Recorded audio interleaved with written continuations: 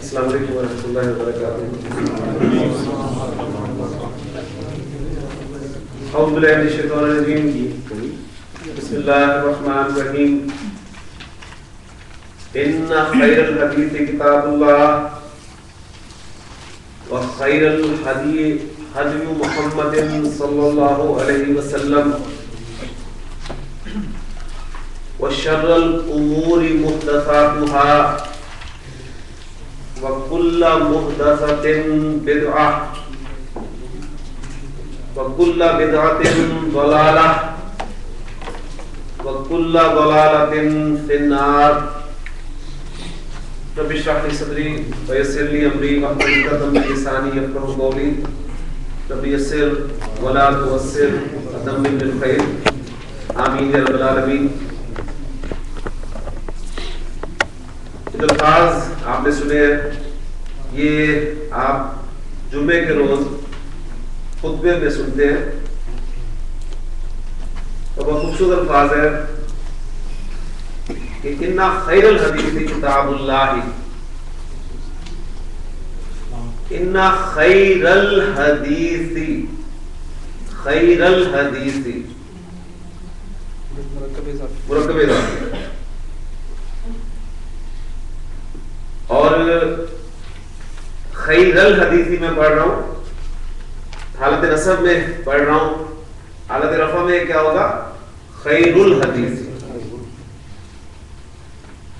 اور کتاب اللہ مرکب اضافی.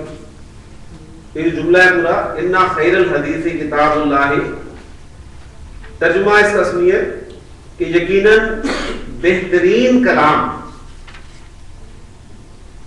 بہترین کلام اللہ کی کتاب ہے، اللہ کا کلام، کیونکہ کتاب اللہ جو ہے اللہ کا کلام ہے. اب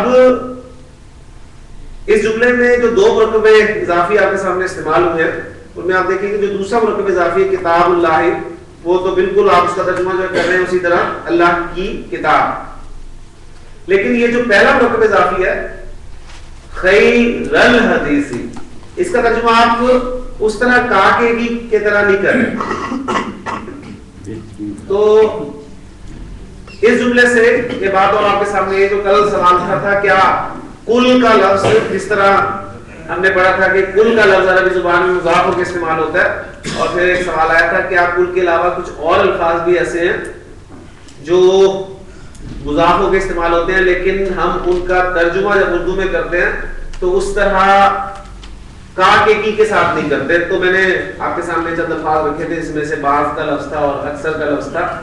تو ایک لفظ آپ کے سامنے اور آ گیا، یعنی خیر الحدیث. اور ترجمہ میں اس کا کر رہا ہوں بہترین کلام.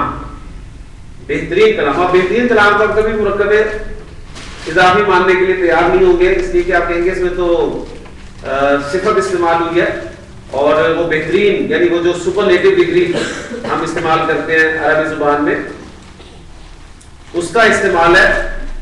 تو یہاں پر آپ یہ نوٹ کریں گے کہ عربی زبان میں جو ہم صفات استعمال کرتے ہیں وہ جو میں نے آپ کو بتایا تھا کہ کمپیریٹو ڈگری کے طور پہ یا سپرلیٹو ڈگری کے طور پہ، اس میں جب سپرلیٹو ڈگری کے طور پہ استعمال کرتے ہیں تو اس صفت کو مضاف بنا کر لایا جاتا ہے.